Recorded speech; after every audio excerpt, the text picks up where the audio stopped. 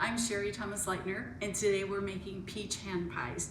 These will be the end result, and we're going to talk about pie dough and how to mix your fruit today. So I have made one recipe of pie dough, and I've divided it into two different logs that are equal in weight. You put those in the refrigerator wrapped in plastic wrap for 20 minutes, and then you'll pull them out and we'll start working with them. Each of these logs will make 6 hand pies, so we'll have 12 total. And when you pull it out of the refrigerator, let it set for just a couple minutes, and then you'll start slicing your dough into each log into 6 portions. And it's as simple as that. You can also use a serrated knife if that's what you have. See, 6 great equal portions. And then we'll start rolling it out. So to make our pie dough, we're going to put just a small amount of flour on your rolling surface. You can use a Silpat mat, you can use your counter, whatever works for you. You'll take one of these little discs of dough that we just cut, and I like to at least get it started by spreading it out with my hands a little bit. It helps eliminate some of the cracking of the dough. Okay, tad more flour just to put on your rolling pin so it doesn't stick. And we'll just roll this out to a circle that's about 4 to 6 inches big. A lot of it depends on how thick you like your crust and how easy it is for you to roll your pie dough out consistently sized.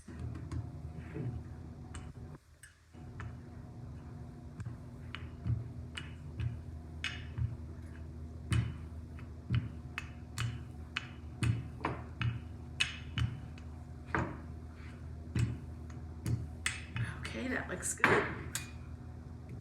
And I just use this to make sure that it's not sticking to the counter and that I can easily move it around when I need to.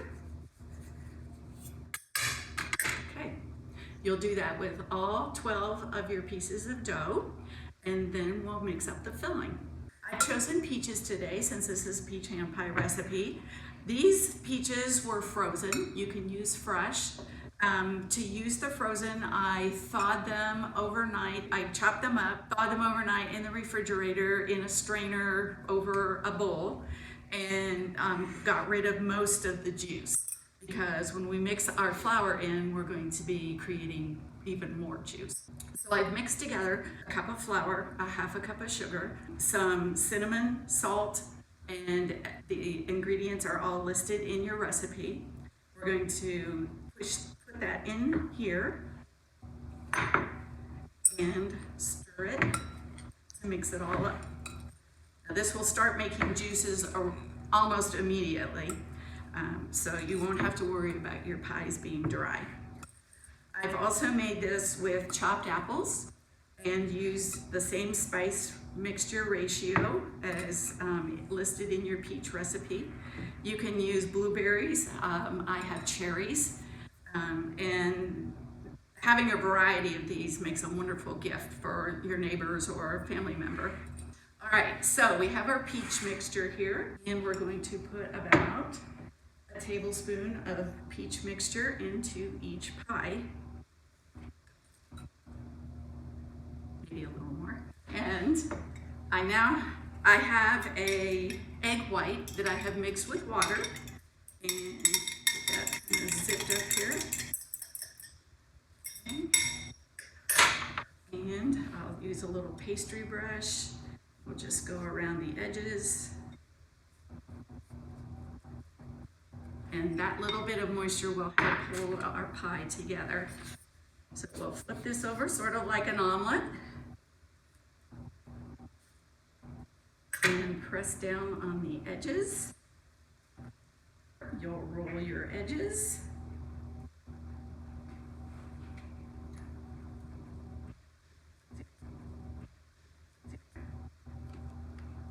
And this You see how this is thin here, so rolling your edges over will help eliminate any burning of this thin crust in your oven.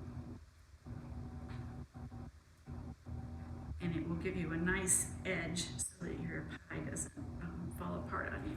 We're going to take our fork and lightly crimp the edges just to make sure it kind of sticks together and that it has a little bit of decoration. Carefully put it on the parchment lined baking sheet. We poke it just a couple times with a fork to let the steam come out.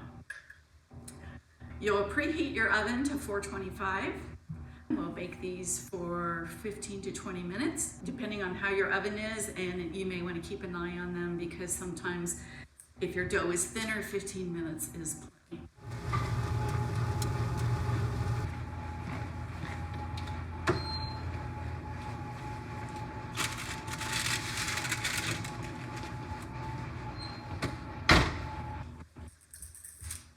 Okay, so we have our great golden brown handmade pies. You can see this one especially is bubbling out the top. And the edges, there's a little place here where I did not get it folded over right, so you can see how important it is to get the edges folded over and get your pie crimped. Okay, so here's a good tip. We've got these great looking pies on here, and they are a little bit larger than a normal spatula. I'm using a pancake turner to get them off because they are a little bit flexible and we don't want them to crack. So we'll scoop these off onto our serving plate.